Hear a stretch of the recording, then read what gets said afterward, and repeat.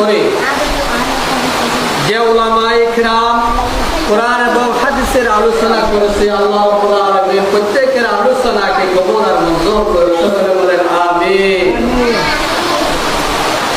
আমি আপনাদের সামনে ছোট্ট একটি আয়াত শরীফের অংশ তিলাওয়াত করেছি। ইন্নাল্লাহা ইয়া'মুরু বিল আদলি ওয়াল ইহসান ওয়া ইতা'i যিল কুরবা ওয়া ইয়ানহা আনিল ফাহশাই ওয়াল মুনকার। আল্লাহ রাব্বুল আলামিন কোরআনে কারীমের মধ্যে বলেন, তোমরা আদল প্রতিষ্ঠিত করো। কি প্রতিষ্ঠিত করো? আদল। আদল প্রতিষ্ঠিত করো। আদল শব্দের অর্থ কি? আদল শব্দের অর্থ হলো ন্যায় বিচার চালু করো। কি বিচার? ন্যায় বিচার। এখন বর্তমান সমাজের মধ্যে ন্যায় আছে কি নাই? নাই। যেখানে টাকার বোঝা বড় সেখানে বিচারের রায় আছে কি নাই? এইগুলি যদি ন্যায় বিচার যদি প্রতিষ্ঠিত করতে চায়, তখন আমাদেরকে প্রথমে কি করতে হবে?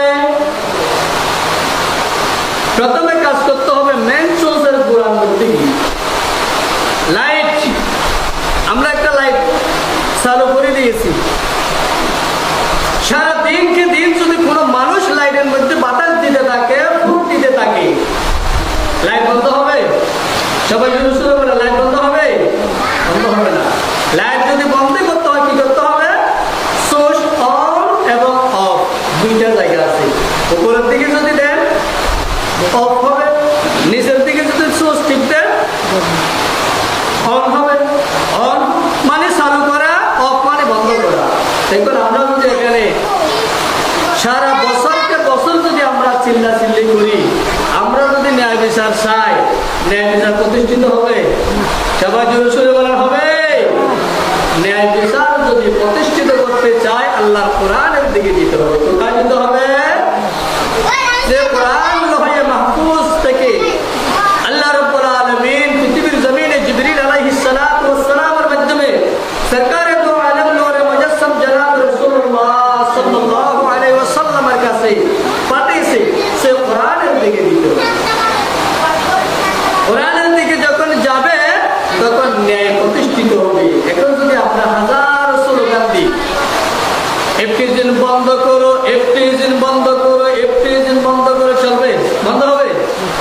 হাজার হাজার বছর চলে যাবে, এফটিজিন বন্ধ হবে না। কারণ যতক্ষণ পর্যন্ত ইন্নাল্লাহা ইয়া'মুরু বিল আদলি ওয়াল ইহসান ন্যায় বিচার প্রতিষ্ঠিত হবে না।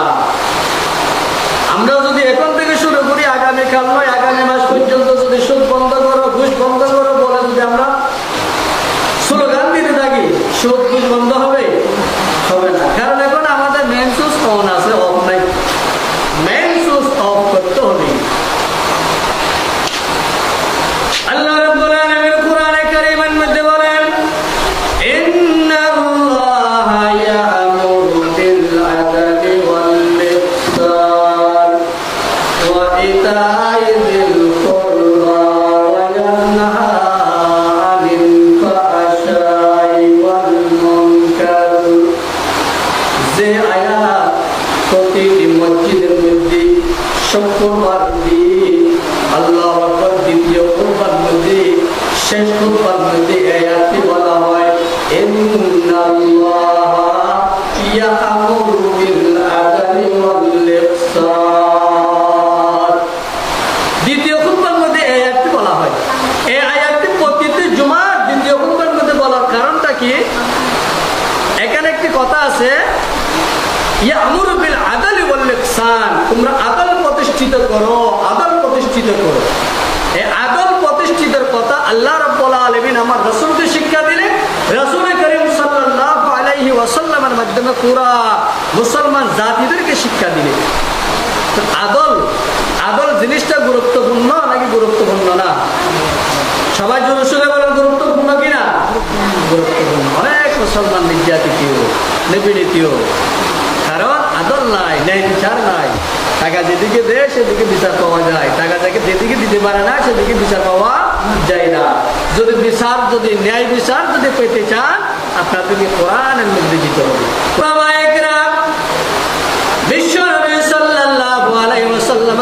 ছিল আল্লাহু আকবার। আল-আমিন, আল-আমিন, আল-আমিন শব্দের অর্থ হলো বিশ্বাসী। আমার রাসূল বিশ্বাসী, আমার রাসূল বিশ্বাসী। আমার রাসূল যখন বিশ্বাসী হয়ে গেল, আল্লাহু আকবার, রাসূল দ্বীনের দাওয়াত দেওয়া শুরু করলেন।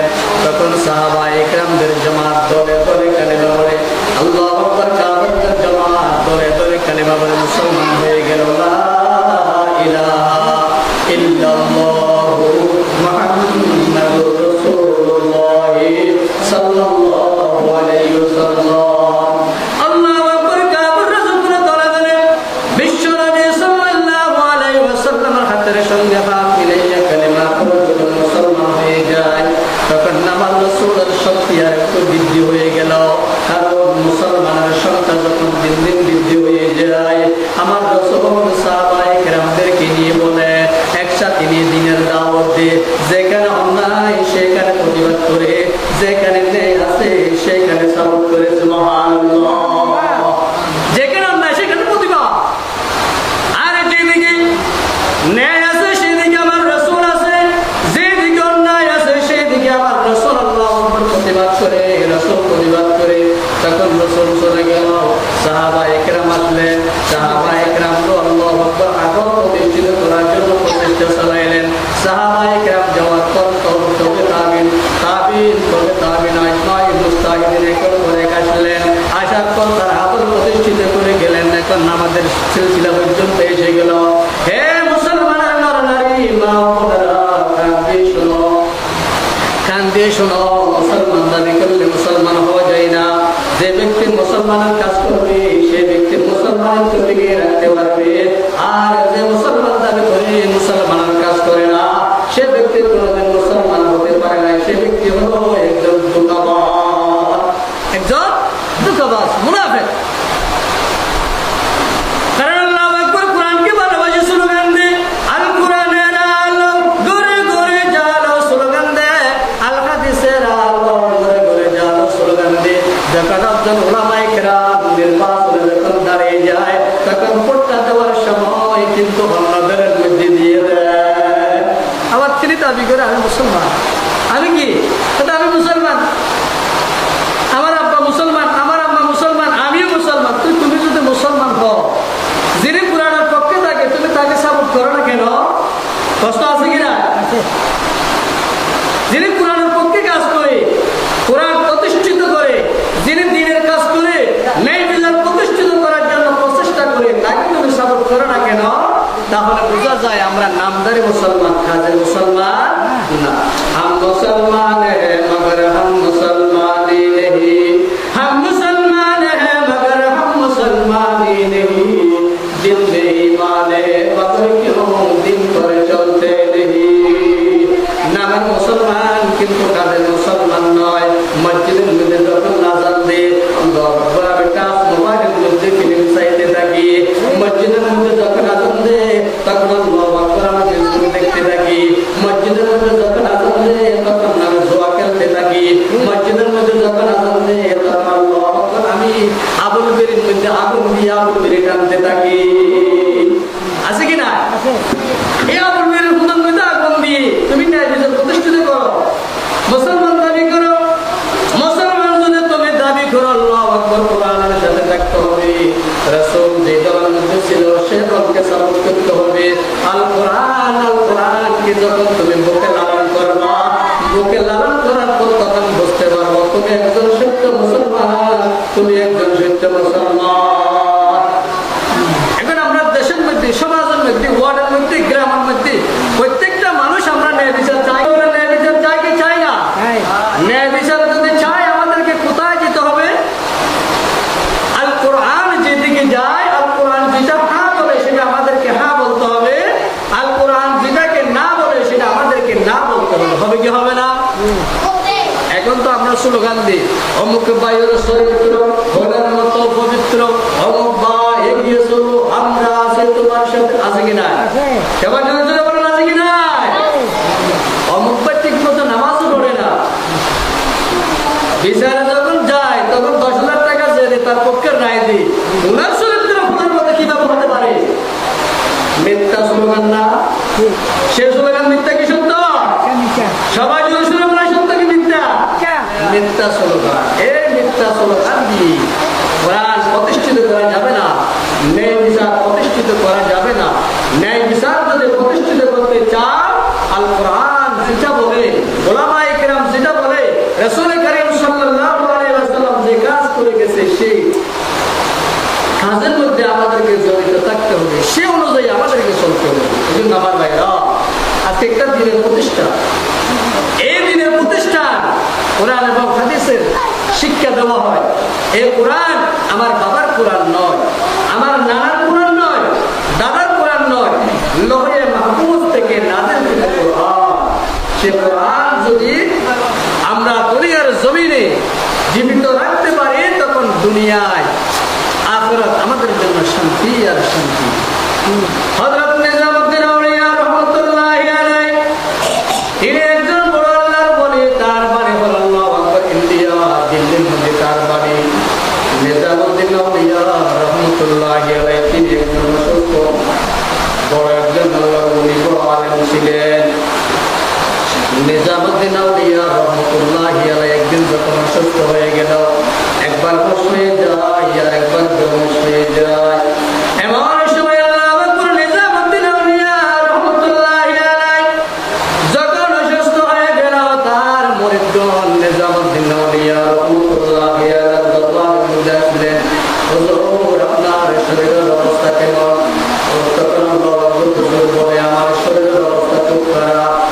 আল্লাহ আকবার, তার মুরিদগণ ডাক দিয়ে বলে, হুজুর আপনাকে ডাক্তারের কাছে নিয়ে যাই। তখন ডাক্তারের কাছে নিয়ে গেল। ডাক্তারের কাছে নিয়ে যাওয়ার পর ডাক্তার পরীক্ষা করলেন, প্রস্তাব পরীক্ষা করলেন। আল্লাহ আকবার, কোনো উত্তর খেল না। তারপরেও ডাক্তার কিছু তাকে ট্রিটমেন্ট দিলেন, কিছু মেডিসিন দিলেন। আল্লাহ আকবার, মেডিসিন যখন দিয়ে দিলেন, তখন রোগীকে নিয়ে আল্লাহ আকবার হযরত নিজামউদ্দিন আউলিয়া রাহমাতুল্লাহি আলাইহি তাকে নিয়ে চলে আসলেন। আসার পর ওষুধ খাওয়ায়, মেডিসিন খাওয়ায়, কিন্তু নিজামউদ্দিন আউলিয়া রাহমাতুল্লাহি আলাইহি রোগের ভালো এবং খারাপ কিছু বোঝা যাচ্ছে না, কিছু বোঝা যাচ্ছে না। আল্লাহু আকবার, একদিন, দুই দিন, তিন দিন চলে গেল। হযরত নিজামউদ্দিন আউলিয়া রাহমাতুল্লাহি আলাইহি রোগ যখন দিন দিন মৃত্যু হয়ে যাচ্ছে, তখন একবার বেহুঁশ হয়ে যায়, একবার হুঁশ হয়ে যায়। এমন সময় আল্লাহু আকবার, নিজামউদ্দিন আউলিয়া রাহমাতুল্লাহি আলাইহি ডাক দিয়ে বলেন, হুজুর এখন তো আপনার রোগের কোনো ভালো দেখা যাচ্ছে না, রোগের অবস্থা দেখতেছি খারাপ। হুজুর এখন কি করা যায়? ট্রিটমেন্ট দিলাম, আপনার কোনো অসুখের পরিবর্তন নাই। আর ব্লাড পরীক্ষা করলাম, আপনার ব্লাডের মধ্যে কোনো সমস্যা নাই। প্রস্তাব পরীক্ষা করলাম, কোনো সমস্যা নাই। হুজুর আমাদের গ্রামের মধ্যে একজন হিন্দু আছে, ওই হিন্দু হারার মধ্যে একটি ব্রাহ্মণ আছে। ওই ব্রাহ্মণ যদি মানুষের দিকে দেখে, দেখার সঙ্গে সঙ্গে রোগী ভালো হয়ে যায়। কথাটা শুনছে, কথা না? একজন হিন্দু ব্রাহ্মণ, উনি নাকি কোন রোগীর দিকে দেখলে সাথে সাথে রোগী সুস্থ হয়ে যায়। মানুষ তো অবাক হওয়ার কথা।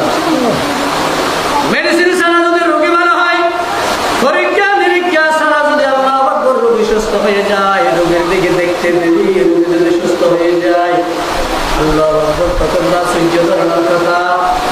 আর শেষ পর্যন্ত নিজামউদ্দিন আউলিয়া রাহমাতুল্লাহি আলাইহি থেকে মুরিদগণ জিজ্ঞেস করলেন, হুজুর আমাদের বাড়ির পাশে অর্থাৎ হিন্দু গ্রামের মধ্যে যে ব্রাহ্মণ আছে, ওই ব্রাহ্মণ কোন রোগীর দিকে দেখলে সাথে সাথে রোগী সুস্থ হয়ে যায়।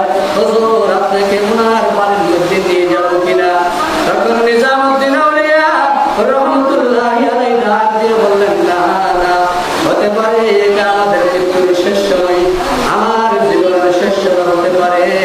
শেষ সময় চলাকালীন আমাকে একজন হিন্দুর কাছে নিয়ে তোমরা চিকিৎসা করিও না। এই কথা বলতে দেরি হযরত নিজামউদ্দিন আউলিয়া রাহমাতুল্লাহি আলাইহি আবার বেহুঁশ হয়ে গেলেন। আবার বেহুঁশ, কথা বলতে পারেন। তখন নিজামউদ্দিন আউলিয়া রাহমাতুল্লাহি আলাইহি মুরিদগণ চিন্তা করতেছে, হুজুর আমাদেরকে সাপোর্ট করো আর না করো, অনুমতি দাও আর না দাও, আমরা হুজুরকে নিয়ে ওই ব্রাহ্মণের কাছে নিয়ে যাই। তবে আল্লাহু আকবার, একটি খাট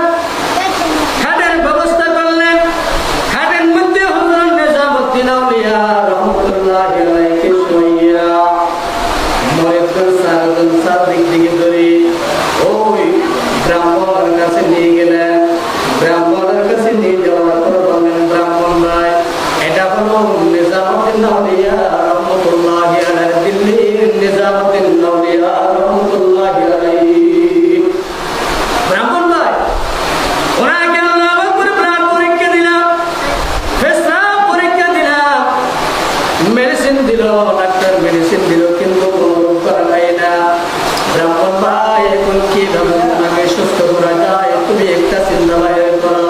তখন আল্লাহ নিজামুদ্দিন আউলিয়া রহমতুল্লাহি আলাইহি উত্তর শীতানিগুলি শুয়ে রাখলেন। ওই ব্রাহ্মণ হযরত নিজামুদ্দিন আউলিয়া রহমতুল্লাহি আলাইহির দিকে মাথা থেকে পা পর্যন্ত এক নজর দেখলেন। দেখার সঙ্গে সঙ্গে নিজামুদ্দিন আউলিয়া রহমতুল্লাহি আলাইহি সুস্থ হয়ে গেলেন। সুবহানাল্লাহ। এটা তো আশ্চর্য ধরনের কথা। কোনো ওষুধ ছাড়া একজন রোগী যিনি একবার হুঁশ হয়ে যায় আর একবার বেহুশ হয়ে যায়, এমন একজন রোগীকে মাথা থেকে পা পর্যন্ত এক নজর দেখলেন। দেখার সাথে সাথে নিজামুদ্দিন আউলিয়া রহমতুল্লাহি আলাইহি অসুস্থ থেকে সুস্থ হয়ে গেল। তখন নিজামুদ্দিন আউলিয়া রহমতুল্লাহি আলাইহি সুস্থ হওয়ার পর আল্লাহ ডানে বামে সামনে পিছনে দেখলেন। আর দেখার পর দেখতে যে তিনি ব্রাহ্মণের বাড়ির মধ্যে ব্রাহ্মণের কাছে এমন সময় নিজামুদ্দিন আউলিয়া রহমতুল্লাহি আলাইহি ব্রাহ্মণকে ডাক দিয়ে বললেন, নবী ব্রাহ্মণ ভাই, আমাকে অনেক ডাক্তারের কাছে নিয়ে গেল, আল্লাহু আকবার, আমাকে মেডিকেলের মধ্যে নিয়ে গেল, জমজম হাসপাতালের মধ্যে নিয়ে গেল, প্রাথমিক চিকিৎসা করলো, আলফাতের মধ্যে নিয়ে গেল, কোন জায়গার মধ্যে আমার ধরা খাইল না, আমাকে মেডিসিন দিল, মেডিসিন দেওয়ার কোনো পরিবর্তন নাই, আপনি আমাকে এমন কি ট্রিটমেন্ট দিলেন, আমি সঙ্গে সঙ্গে সুস্থ হয়ে গেলাম।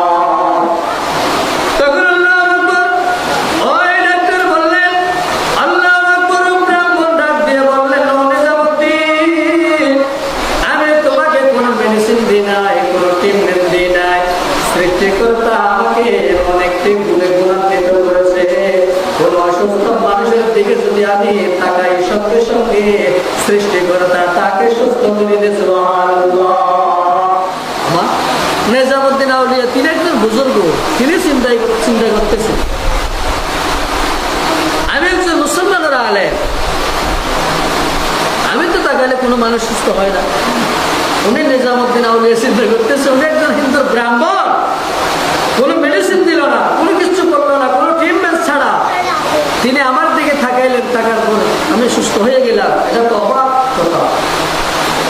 তখন আল্লাহু আকবার নিজামুদ্দিন আউলিয়া রহমতুল্লাহি আলাইহি ওই ব্রাহ্মণের কাছ থেকে জিজ্ঞেস করলেন, ব্রাহ্মণ ভাই, আপনি এই গুণে গুণান্বিত কিভাবে হলেন, এই গুণে গুণান্বিত কিভাবে হলেন? তখন নিজামুদ্দিন আউলিয়া রহমতুল্লাহি আলাইহি ডাক দিয়ে বললেন, ও নিজামুদ্দিন, আমার জীবনের শুরু থেকে এই পর্যন্ত আমি কোনোদিন আমার মন মতো কাজ করি নাই। সুবহানাল্লাহ। আমার মন মতো চলি নাই, মনের বিরোধিতা করেছি। কি করছি? মনের বিরোধিতা। আচ্ছা, মানুষ থেকে যদি জিজ্ঞেস করে, ভাই তুমি কোথায় যাচ্ছ? কথা আমি কক্সবাজার যাচ্ছি। কিসের জন্য? কথা আমার মনে চাচ্ছে এই জন্য যাচ্ছি। কথা বলে কি বলে না? একজন মানুষ গানের মধ্যে যাচ্ছে, ওনা থেকে জিজ্ঞেস করলেন, ভাই কোথায় যাচ্ছ? হয়তো আমি গানে যাচ্ছি। তো গানে যাওয়া তো ভালো না, গানের কাজ তো গুনার কাজ, তুমি গানে কেন যাচ্ছ? হয়তো আমার মনে চাচ্ছে এই জন্য যাচ্ছি। কথা বলে কি বলে না? বলে। আমার জীবনের শুরু থেকে এই পর্যন্ত কোনদিন আমার মন মতো চলে নাই। নফসরা দেখে দর জিন্দা করে, নফসরা দেখে দর জিন্দা করে, হর শে ফরমায় যতলা ফে আলুনি। আল্লাহ আকবার। তিনি জীবনের শুরু থেকে পর্যন্ত মনের বিরোধিতা করেছে, মনের উল্টা চলেছে, মনের উল্টা চলেছে। নিজামুদ্দিন আউলিয়া রহমতুল্লাহি আলাইহি বলেন, ও নিজামুদ্দিন আউলিয়া, আমার মন যখন শরাব পান করতে মন চায়, তখন আমি আমার মনকে ডাক দিয়ে বলতাম, ও সৃষ্টিকর্তা তোমাকে মদ পান করার জন্য পাঠায় নাই, তোমাকে মদ পান করার জন্য পাঠায় নাই, তোমাকে সৃষ্টিকর্তা পাঠাইছে সৃষ্টিকর্তাকে খুশি করার জন্য। তখন আমি হাতের মধ্যে একটা তসবিহ চালিয়ে দিলাম, হাতের মধ্যে তসবিহ নিয়ে বলতাম, ভগবান আমি সৃষ্টিকর্তার নামে তসবিহ পাঠ করতাম। তারপরে মদ পান করতাম না, মনের বিরোধিতা করতো।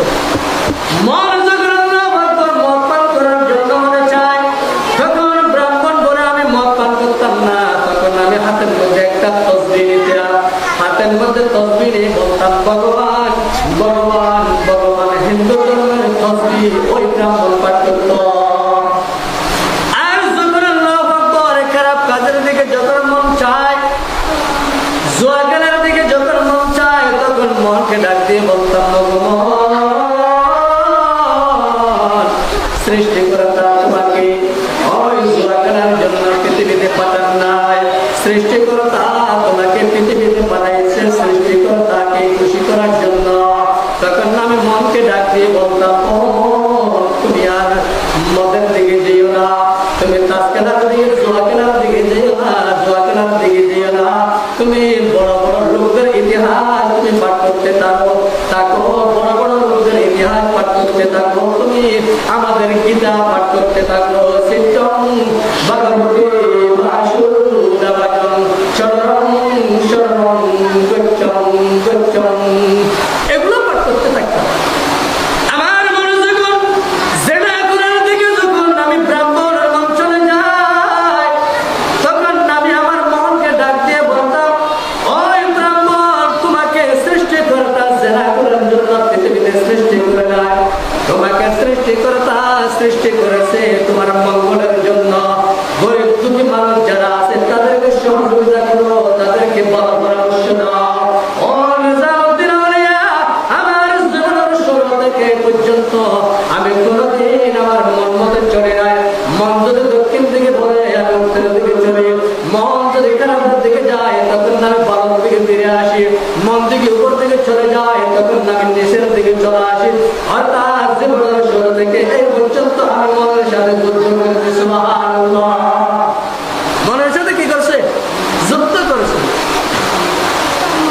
এখন নির্বাচনের মধ্যে যখন আল্লাহ আকবার একজন জামাত ইসলাম ব্যক্তি দাঁড়ায়, আরেকজন বিএনপির ব্যক্তি যখন দাঁড়িয়ে যায়, আরেকজন আওয়ামী লীগ পায়ের ব্যক্তি যখন দাঁড়িয়ে যায়, আল্লাহ আকবার তিন গ্রুপ হয়ে যায়। ও মুসলমান নারী, এখন তুমি কাকে সাপোর্ট করবা, কাকে সাপোর্ট করবা? শয়তান তোমাকে ডাক দিয়ে বলবে নৌকার মধ্যে দাও, শয়তান তোমাকে ডাক দিয়ে বলবে দানের শীষের মধ্যে দাও, কিন্তু তোমাকে কি করতে হবে? শয়তানের সাথে যুদ্ধ করে মুহাম্মদুর রাসূলুল্লাহ সাল্লাল্লাহু আলাইহি ওয়াসাল্লাম যেদিকে দাঁড়াইছে, যেদিকে অনুসারী আছে, সেদিকে তোমাকে সাপোর্ট করে তাকে যুক্ত করা তোমার দায়িত্ব, ঠিক কিনা? এই জন্য আমার ভাইরা মনের বিরোধিতা করতে হবে। মন চাই নৌকার দিকে যায়, মন চাই দানের শীষের দিকে যায়, মন চাই নাঙ্গলের দিকে যায়, আল্লাহু আকবার, মন চাই অন্য দিকে যায়। কিন্তু রাসূল করিম সাল্লাল্লাহু আলাইহি ওয়াসাল্লাম ডাক দিয়ে বলেন, তুমি যদি শয়তানকে সাপোর্ট করো তুমি জাহান্নামে হয়ে যাবা, আর যদি মহান রব্বুল আলামিনের কোরআনকে যদি সাপোর্ট করো তুমি জান্নাতে হয়ে যাবা। এই জন্য আমরা যখন মুসলমান, আমাদেরকে সবসময় কোরআন কোন দিকে যাচ্ছে, কোন দিকে কোরআন আছে, কোন দিকে রাসূল আছে, সেদিকে আমাদেরকে লক্ষ্য রাখতে হবে। আমাদের জীবন যাপন যেন কোরআন এবং হাদিস দিয়ে পরিচালিত হবে, কথা ঠিক কিনা? তখন আল্লাহু আকবার, ওই ব্রাহ্মণের কথা শুনে বিশ্ব হযরত মুহাম্মদুর রাসূলুল্লাহ সাল্লাল্লাহু আলাইহি ওয়াসাল্লাম হাদিসের সঙ্গে মিলে গেল, আল্লাহর কোরআনের সঙ্গে মিলে গেল। তখন নিজামুদ্দিন আউলিয়া রাহমাতুল্লাহি আলাইহি আল্লাহকে প্রশ্ন করলেন, ও ব্রাহ্মণ ভাই, জীবনের শুরু থেকে এই পর্যন্ত যদি তোমার মনের বিরোধিতা করো, মনের বিরোধিতা করো, আজ তুমি সত্য করে বলো মুহাম্মদুর রাসূলুল্লাহ সাল্লাল্লাহু আলাইহি ওয়াসাল্লামের ধর্ম গ্রহণ করতে তোমার মন চাই কি চাই না? মুহাম্মদুর রাসূলুল্লাহ সাল্লাল্লাহু আলাইহি ওয়াসাল্লামের ধর্ম গ্রহণ করতে তোমার মন চাই কি চাই না? তখন ব্রাহ্মণ ডাক দিয়ে বললেন, আই নিজামুদ্দিন আউলিয়া, এটা আমার মনে চাই না। আবার প্রশ্ন করলেন, ব্রাহ্মণ ভাই, লা ইলাহা ইল্লাল্লাহ মুহাম্মাদুর রাসূলুল্লাহ সাল্লাল্লাহু আলাইহি ওয়াসাল্লাম এই কালিমা পাঠ করতে তোমার মন চাই কি চাই না? তখন ব্রাহ্মণ ডাক দিয়ে বলেন, সেটা আমার মনে চাই না। মুসলমানের কোরআন তেলাওয়াত করতে তোমার মনে চাই কি চাই না? আল্লাহু আকবার। তখন ব্রাহ্মণ ডাক দিয়ে বলেন, সেটাও চাই না। তখন হযরত নিজামুদ্দিন আউলিয়া রাহমাতুল্লাহি আলাইহি ডাক দিয়ে বলেন, ব্রাহ্মণ ভাই, জীবনের শুরু থেকে দেখো মনের উল্টা চলে চলে পর্যন্ত জীবন পরিচালিত করো। আজ যদি তুমি তোমার মনের বিরুদ্ধে না করে মন মতো চলো, তখন তোমার পুরা জীবনের সাধনা ব্যর্থ হয়ে যাবে, নষ্ট হয়ে যাবে। এখন তোমার পুরা জীবনের সাধনা নষ্ট হয়ে যাবে, কারণ মুসলমান ধর্ম গ্রহণ করতে তোমার মন চাই না, কোরআন তেলাওয়াত করতে তোমার মন চাই না, মুসলমানের কালিমা পাঠ করতে তোমার মনে চাই না। এখন তুমি বলো তুমি কোনটা করো? আর যদি তুমি যদি তোমার মন মতো চলো, তোমার পুরা জীবনের সাধনা নষ্ট হয়ে যাবে। তখন আল্লাহ আকবার ব্রাহ্মণ চিন্তায় পড়ে গেল। হযরতে নিজামউদ্দিন আউলিয়া রাহমাতুল্লাহ আলাইহি প্রশ্নের উত্তর দেওয়ার মতো কোনো সুযোগ নাই। তখন ওই ব্রাহ্মণ ডাকতে বলে, হুজুর এখন তো আমি বুঝতে পারতেছি না, কারণ জীবনের শুরু থেকে পর্যন্ত আমার জীবন শুরু থেকে পর্যন্ত মনের বিরোধিতা করলাম, মনের উল্টা চললাম। এখন যদি মন মতো চলি আমার পুরা জীবনের সাধনা নষ্ট হয়ে যাবে। হুজুর আমার কুবল বালা, আমার কুবল বালায় আপনার মতো নিজামউদ্দিন আমার বাড়ির মধ্যে এসেছে, আপনার হাতের সঙ্গে হাত মিলাইয়া কালেমা পড়াইয়া মুসলমান বানিয়ে দিল। লা ইলাহা ইল্লাল্লাহু মুহাম্মাদুর রাসূলুল্লাহ সাল্লাল্লাহু আলাইহি ওয়াসাল্লাম।